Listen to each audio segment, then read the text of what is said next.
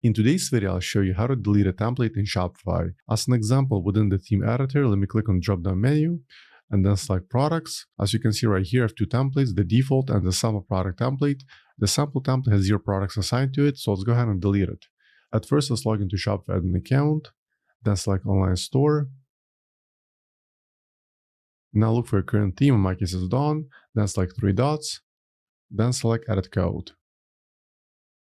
Within the code editor, at the very top, look for the search bar, and then just type the name of the template, as in my case it's called sample product template. And there's the file, it's located under templates folder, and it's called product.sample-product-template.json. To delete it, right click on it, then select delete permanently, then confirm the change. Now go back to the theme editor, then try refreshing it. Okay, let's take a look. Let's click on drop-down menu, select products, and as you can see, the sample product template was successfully deleted. So as usual, I hope you found this video useful, and for more Shopify tutorials, please subscribe to my channel. Thank you.